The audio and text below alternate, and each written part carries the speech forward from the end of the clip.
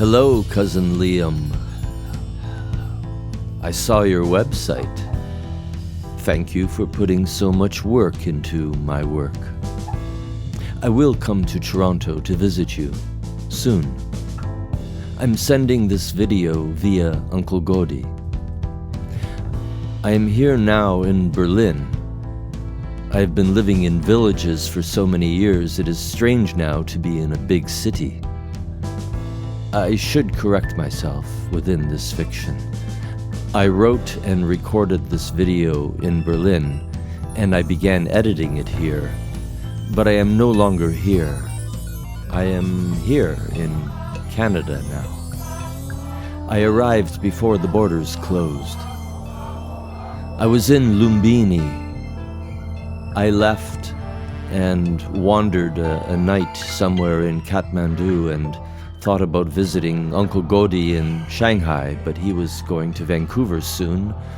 So I flew to New Zealand in January, visited family, and left for Berlin. Had I gone to Shanghai first, I may not have made it to Canada with the lockdowns. But as I edit this, I am now in Vancouver with Uncle Gaudi. Uncle Gaudi is filling me in on the world. He can be dramatic, as you might know. He told me a new virus is going around. He said it re-engineers brains, destroying rational thinking. Uncle Gaudi is pretty well informed, but I think I will buy a cell phone and read up on what has been happening since I left 22 years ago. Uncle Gaudi says all of history is on one's phone these days. Amazing. And yet, with all this information handy, things still got worse again. I have no phone, no computer, but I have a camera. I saw headlines at the airports, but most of my news came from villagers. Like, Yazimir. Many of the relatives call me Yazimir, some call me Schmeki. Yazimir, our hens laid 10 eggs today. This is news. Or, our neighbor's shed burned down last night and she needs help. Or, Pia's daughter had a baby last night. This is news. Headlines. In terms of the wider world, much of our distant family all around the world, they think crazy people run the world. I thought I can't argue with that. In a village, everybody knows you and invites you. And they know who comes and who goes. Over here, it is Apple and Google and their spies who want me, the consumer, to obey and consume and agree to be followed. And here I am ready to buy a phone, it appears. In Berlin, I stayed with my good friends, my cousins Avram, Goldman, and Mira da Futur. Wonderful, brilliant hosts. Artists who love their city and can take you to the bright and the dark places that echo the big history and fascinating stories with wonderful little details that complete the picture of a moment in history. Berlin is an amazing city. Almost 100 years ago, it was the capital of the most powerful and technologically advanced country in the world, with a sizzling art scene.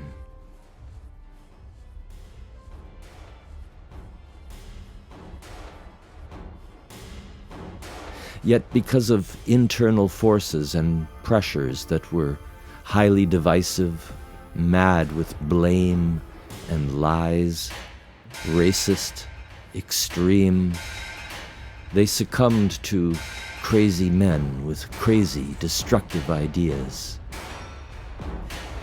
Uncle Gaudi reminded me that for destructive ideas to hold, to take root, you need more than one man.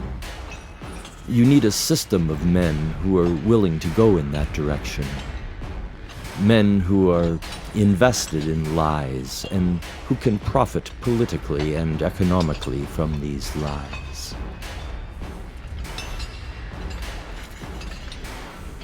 I wondered how we could still believe in these kinds of men and women.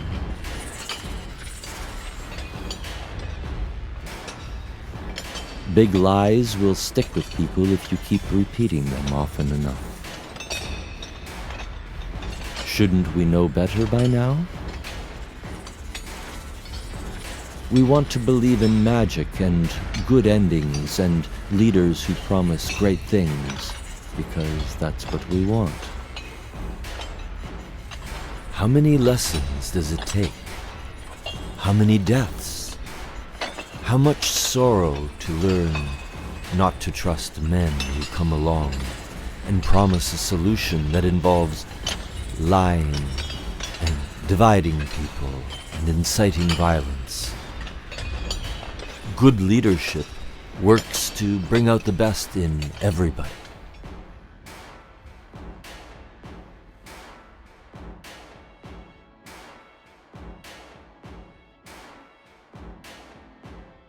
As American philosopher Susan Neiman has pointed out and written, Germany shows us that a country can confront its awful past and come out better for it.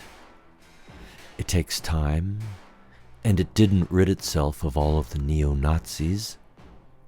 But the Germans reimagined public spaces, they paid reparations, rewrote school lesson plans to include material against racism, and filled its museums with exhibits about the worst aspects of its history.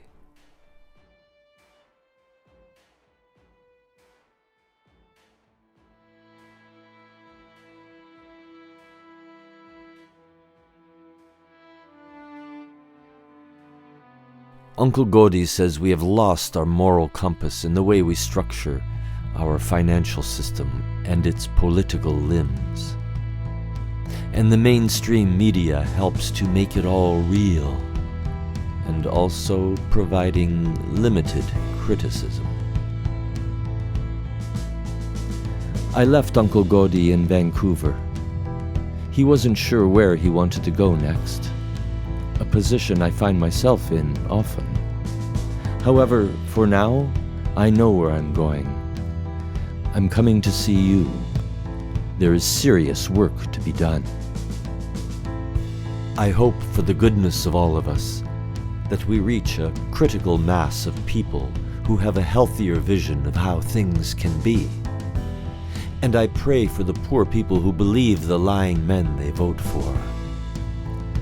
I pray we all work together to help each other through the lies, then on to good, important things to build together. I pray more people take control of their lives and not leave so much in God's hands. If God is there, God is watching us make our next move, and nothing more. There is no intervention on God's part. That's been obvious. So we must work together.